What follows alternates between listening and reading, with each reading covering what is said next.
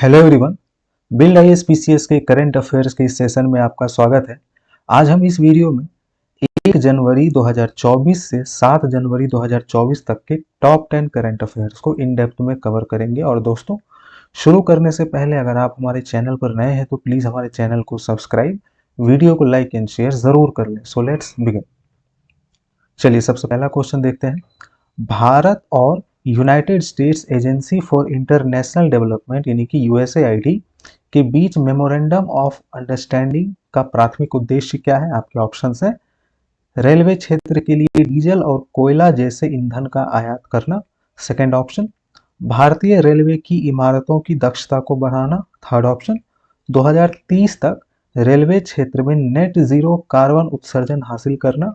Fourth option, नवीकरणीय ऊर्जा प्रौद्योगिकी का विकास करना। दोस्तों, इसका सही विकल्प ऑप्शन सी हो जाएगा। भारत और United states agency for international development के बीच जो मेमोरेंडम ऑफ अंडरस्टैंडिंग साइन हुआ है, इसका प्राथमिक उद्देश्य 2030 तक रेलवे क्षेत्र में नेट जीरो कार्बन उत्सर्जन को हासिल करना है। चलिए अब इसकी डिटेल्स को भी देख लेते हैं। भारत और United states agency for international development के बीच मेमोरेंडम ऑफ अंडरस्टैंडिंग का प्राथमिक उद्देश्य 2030 तक नेट जीरो कार्बन उत्सर्जन प्राप्त करने में इंडियन रेलवेज की सहायता करना है। यह समझौता ज्ञापन भारतीय रेलवे को रेलवे क्षेत्र में बातचीत और ज्ञान साझा करने के लिए एक मंच प्रदान करता है। इस पहल से डीजल और कोयले जैसे आयातित ईंधन पर भारतीय रेलवे की निर्भरता कम की जा सकेगी। चलिए नेक्स्ट क्वेश्चन देखते हैं। प्रेरणा प्रोग्राम का संबंध किस मंत्रालय से है? आपके ऑप्शन है महिला एवं बाल विकास मंत्रालय, शिक्षा मंत्रालय, रेल मंत्रालय, स्वास्थ्य एवं परिवार कल्याण मंत्रालय। दोस्तों, प्रेरणा प्रोग्राम का संबंध शिक्षा मंत्रालय से है। चलिए इसकी डिटेल्स को देख लेते हैं। हाल ही में शिक्षा मंत्रालय ने प्रेरणा अनुभव पर आधारित एक शिक्षा कार्यक्रम आरंभ किया है। यह कक्षा 9 से 12 तक के चयनित छात्रों के लिए एक सप्ताह तक चलने वाला आवासीय कार्यक्रम है। यह इस कार्यक्रम को वडनगर इनके गुजरात में 1888 में स्थापित वर्नाकुलर स्कूल से शुरू किया जाएगा। आईआईटी गांधीनगर ने इस कार्यक्रम के पाठ्यक्रम को मूल्य आधारित 9 थीम्स पर तैयार किया है और इसका उद्देश्य वसुधैव कुटुंबकम की भावना को मूर्त रूप देना और विविधता में एकता को बढ़ावा देना है। चलिए नेक्स्ट क्वेश्चन देखते हैं। भारत कितने वर्षों के लिए संयुक्त राष्ट्र सांख्यिकी आयोग के सदस्य के रूप में अपना कार्यकाल शुरू किया है? आपके ऑप्शन है 1 वर्ष, 2 वर्ष, 3 वर्ष, 4 वर्ष। दोस्तों, इसका करेक्ट ऑप्शन ऑप्शन डी 4 वर्ष हो जाएगा। चलिए इसकी डिटेल्स को देखते हैं। भारत ने यूएनएससी के सदस्य के रूप में अपने 4 साल का कार्यकाल शुरू किया भी हाल ही में। यूएनएससी की स्थापना 1946 में की गई थी। यह वैश्विक सांख्यिकी प्रणाली का सर्वोच्च संस्था है। यह संयुक्त राष्ट्र आर्थिक और सामाजिक परिषद यानी कि इकोसॉक के एक कार्यात्मक आयोग के रूप में भी कार्य करता है। इसमें संयुक्त राष्ट्र के 24 सदस्य देश शामिल हैं और इनका चयन इकोसॉक करता है। इकोसॉक संयुक्त राष्ट्र आर्थिक और सामाजिक परिषद इसका चयन करता है। चलिए नेक्स्ट क्वेश्चन देखते हैं। निम्नलिखित में से किसने उदयाल नामक महिलाओं की एक सेना का गठन किया था? आपके ऑप्शन है रानी दुर्गावती, रानी वेलु नाचियार, अवंतीबाई, रानी लक्ष्मीबाई। दोस्तों, इसका सही विकल्प ऑप्शन बी रानी वेलु नाचियार हो जाएगा। चलिए अब इसकी डिटेल्स को देख लेते हैं। हाल ही में 3 जनवरी 2024 को रानी वेलु नाचियार की जयंती मनाई गई है। रानी वेलु नाचियार तमिलनाडु के राजा चेल्लामुत्तु विजय रघुनाथ सेतुपति की पुत्री थी। वह ईस्ट इंडिया कंपनी के खिलाफ युद्ध घोषित करने वाली पहली शासिका थी।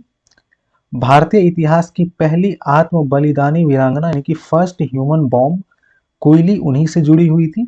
उन्होंने महिलाओं की एक सेना का गठन किया था और इस सेना को उदयाल कहा जाता था। चलिए नेक्स्ट क्वेश्चन देखते हैं। 16वें वित्त आयोग के अध्यक्ष कौन नियुक्त किए गए हैं? आपके ऑप्शन है अमिताभ कांत, रघुराम राजन, एनके सिंह, अरविंद पनगड़िया। दोस्तों, इसका correct option option D Arvind Panagariya हो जाएगा। चलिए अब इसकी डिटेल्स को देख लेते हैं। 16वें वित्त आयोग का गठन राष्ट्रपति की मंजूरी से संविधान के अनुच्छेद 280(1) के तहत किया गया है। सरकार ने नीति आयोग के पूर्व उपाध्यक्ष अरविंद पनगड़िया को 16वें वित्त आयोग का अध्यक्ष नियुक्त किया है। केंद्र सरकार की कराधान शक्तियों तथा राज्यों के व्यय संबंधी उत्तरदायित्वों के बीच व्याप्त ऊर्ध्वाधर असंतुलन को समाप्त करना और केंद्र सरकार की ओर से सभी राज्यों के लिए वित्त अंतरण में समानता लाना वित्त आयोग के मुख्य कार्य है। चलिए नेक्स्ट क्वेश्चन देखते हैं। किस संगठन ने trade policy tools for climate action शीर्षक से रिपोर्ट जारी की है? आपके ऑप्शन है विश्व व्यापार संगठन, अंतर्राष्ट्रीय मुद्रा कोष, दक्षिण पूर्वी एशियाई राष्ट्र संघ और विश्व बैंक। दोस्तों इसका सही विकल्प ऑप्शन ए विश्व व्यापार संगठन यानी कि वर्ल्ड ट्रेड ऑर्गेनाइजेशन हो जाएगा। चलिए अब इसकी डिटेल्स को देख लेते हैं। विश्व व्यापार संगठन यानी कि वर्ल्ड ट्रेड ऑर्गेनाइजेशन ने trade policy tools for climate action शीर्षक से रिपोर्ट जारी की है। कुल कार्बन डाइऑक्साइड उत्सर्जन के लगभग 20 से 30% उत्सर्जन के लिए अंतर्राष्ट्रीय व्यापार संगठन जिम्मेदार है।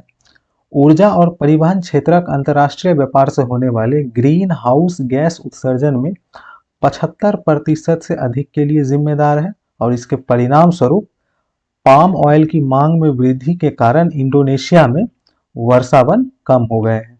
चलिए नेक्स्ट क्वेश्चन देखते हैं।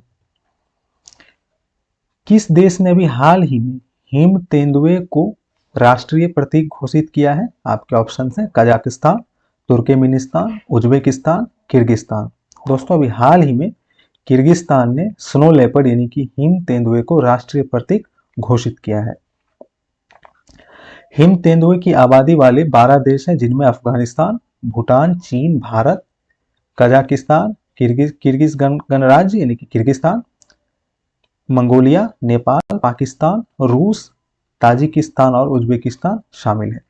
विश्व में हिम तेंदुए की सर्वाधिक संख्या चीन में है। यह लद्दाख और हिमाचल प्रदेश का राजकीय पशु भी है। स्नो लेपर्ड, इंग्लिश में इसको स्नो लेपर्ड कहा जाता है। चलिए नेक्स्ट क्वेश्चन देखते हैं। राष्ट्रीय कानूनी सेवा प्राधिकरण द्वारा सुप्रीम कोर्ट कानूनी सेवाओं के अध्यक्ष के रूप में किसे नामित किया गया है? आपके ऑप्शन है BR गवई, सूर्यकांत, हेमा कोहली, JB पारदीवाला। दोस्तों अभी हाल ही में BR गवई को राष्ट्रीय कानूनी सेवा प्राधिकरण द्वारा सुप्रीम कोर्ट कानूनी सेवाओं के अध्यक्ष के रूप में नामित किया गया है। चलिए अब इसकी डिटेल्स को देख लेते हैं। इसका गठन यानी कि SCLC यानी कि supreme court legal service committee का गठन राष्ट्रीय विधिक सेवा प्राधिकरण ने विधिक सेवा प्राधिकरण अधिनियम 1987 की धारा 3A के तहत किया है। इसका उद्देश्य निर्धनों, वंचित वर्गों और समाज में हाशिए पर रहने वाले लोगों को निःशुल्क कानूनी सेवाएं प्रदान करना है। भारत के मुख्य न्यायाधीश इस समिति के मुख्य संरक्षण इनकी पैट्रॉन इन चीफ होते हैं।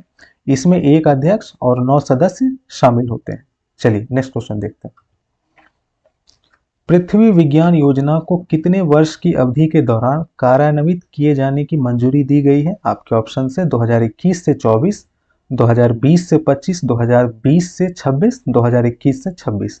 दोस्तों इसका सही विकल्प ऑप्शन डी 2021 से 26 हो जाएगा। चलिए इसकी डिटेल्स को देख लेते हैं। पृथ्वी विज्ञान योजना को 2021 से 2026 तक की अवधि के दौरान कार्यान्वित किए जाने की मंजूरी दी गई है। इस योजना में वर्तमान में चल रही 5 उप योजनाएं शामिल हैं, जैसे वायुमंडल और जलवायु अनुसंधान प्रारूप निरीक्षण प्रणाली और सेवाएं। दूसरा, महासागर सेवाएं प्रारूप अनुप्रयोग संसाधन और प्रौद्योगिकी। तीसरा, ध्रुवीय विज्ञान और क्रायोस्फीयर अनुसंधान। और चौथा, भूकंप विज्ञान और भूविज्ञान। और पांचवा, अनुसंधान, शिक्षा, प्रशिक्षण और आउटरीच। ये 5 उप योजनाएं इनमें शामिल हैं। पृथ्वी प्रणाली और परिवर्तन के महत्वपूर्ण संकेतों को रिकॉर्ड करना पृथ्वी योजना के मुख्य उद्देश्य है। चलिए नेक्स्ट देखते हैं। संयुक्त लघु उपग्रह के विकास के लिए इसरो ने किस देश की स्पेस एजेंसी के साथ एक समझौता ज्ञापन पर हस्ताक्षर किया है? आपके ऑप्शन है मॉरिशस, अमेरिका, इटली, जापान। दोस्तों इसका सही विकल्प ऑप्शन ए मॉरिशस हो जाएगा। चलिए अब इसकी डिटेल्स को देख लेते हैं। संयुक्त लघु उपग्रह के विकास के लिए इसरो ने Mauritius research and innovation council, जो कि मॉरिशस का स्पेस एजेंसी है, इसके साथ एक मेमोरेंडम ऑफ अंडरस्टैंडिंग हस्ताक्षरित किया है। यह समझौता ज्ञापन इसरो और MREC यानी कि Mauritius research and innovation council के बीच सहयोग की एक रूपरेखा को स्थापित करने में मदद करेगा। उपग्रह के इस संयुक्त विकास के माध्यम से होने वाले सहयोग से मॉरिशस में भारतीय ग्राउंड स्टेशन के लिए मॉरिशस सरकार से निरंतर समर्थन सुनिश्चित करने में मदद मिलेगी। और भारत और मॉरिशस के बीच अंतरिक्ष के क्षेत्र में सहयोग 1980 के दशक के उत्तरार्ध में शुरू हुआ था। तो चलिए मिलते हैं बिल्ड आईएसपीसीएस के करंट अफेयर्स के अगले सेशन में। अगर आपको यह वीडियो अच्छा लगा तो प्लीज़ हमारे चैनल को सब्सक्राइब, वीडियो को लाइक एंड शेयर ज़रूर करें। आप हमसे टेलीग्राम और व्हाट्सएप के माध्यम से भी जुड़ सकते हैं, जिसका लिंक नीचे डिस्क्रिप्शन बॉक्स में दे दिया गया है। Thank you for watching.